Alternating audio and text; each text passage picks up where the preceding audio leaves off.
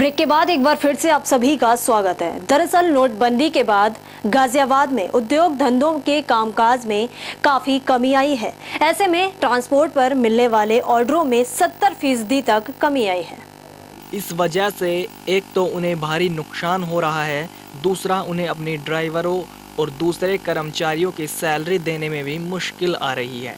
इस बात का भी खतरा बढ़ गया है कि ट्रकों के ज़रिए ढुलाई कम होने की वजह से बाज़ार में कहीं ज़रूरी चीज़ों की सप्लाई ना घट जाए। ऐसा नहीं है कि ट्रांसपोर्टर सरकार के इस फैसले से खुश नहीं है, वे खुश तो हैं, परंतु उन्हें मलाल इस बात का है कि डिमोनेटाइजेशन के 47 दिन के बाद भी सरकार नई करेंसी फ्लो में मार्केट में उपलब्ध नहीं करवा पाई है। लिहाजा वे इस सरकार से तुरंत करेंसी का फ्लो बढ़ाने की अपील कर रहे हैं ताकि वे अपने कारोबार को बचा सके। आज हम ट्रांसपोर्ट पर देखते हैं कि नोटबंदी के बाद कितना असर पड़ा है। इसी के लिए हमारे साथ कुछ शख्स मौजूद हैं जो ट्रांसपोर्ट मैनेजर हैं और मालिक भी हैं। इनसे पूछेंगे आज की नोटबंदी के बाद जो असर हुआ है उनके धंधे पर कितना असर पड़ा है। सर आपका नाम? नेत्रपाल। अच्छा, आप यहाँ पर मैनेजर हो? मैनेजर। तो कितना असर पड़ा है नोटबंदी के बाद से? असर तो काम पे तो फर्क पड़ा है। कितने प्रतिशत पड़ा होगा? 50% बढ़ गया। 50% फ़र्क पड़ गया है।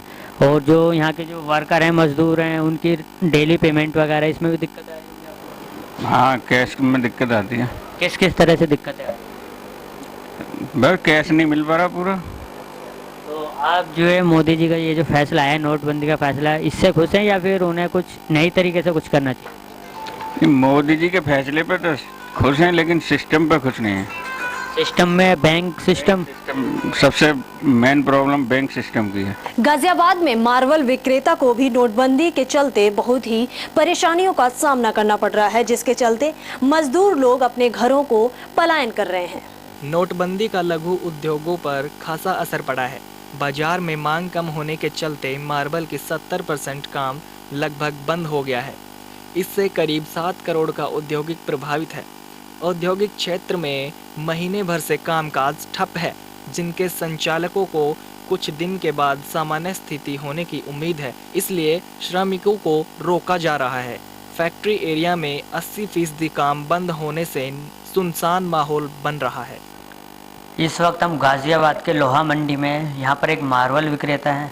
आइए इनसे पूछते हैं नोटबंदी के बाद जो इनका जो मार्बल का जो बिजनेस था कितना असर पड़ा है आज तक इन पर। सर, नोटबंदी के बाद कितना असर पड़ा है आपके इस व्यापार? 10% काम रह गया। 90% एकदम गायब है। बिल्कुल गायब है।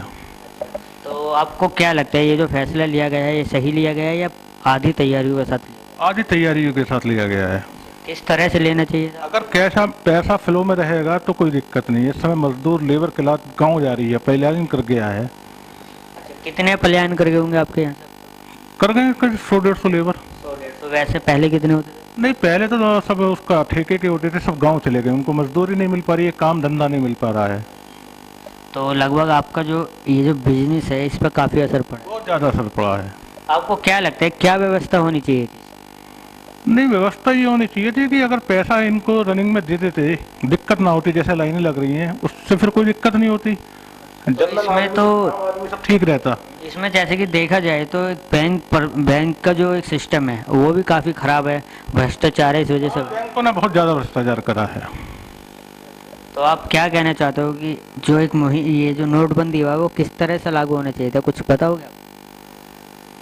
नहीं, नोटबंदी लागू हुआ है, मोदी जी ने जो करा है वो थोड़ा अच्छे के लिए करा है, मगर मोदी जी अकेले कुछ नहीं कर पाएंगे। अगर पूरा प्रशासनिक, पूरा ब्यूरोक्रेट, पूरा उनके जो नेता हैं वो अगर सपोर्ट नहीं करेंगे तो अकेले मोदी जी कुछ नहीं कर पाएंगे।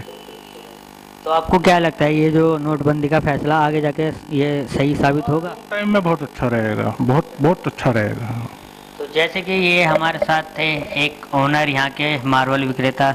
अब ऐसे में देखने वाली बात ये होगी नोटबंदी के बाद कुछ दिन बचे हैं, आगे जाके लोगों की परेशानियाँ घटती हैं या फिर दोबारा से बढ़ेंगी।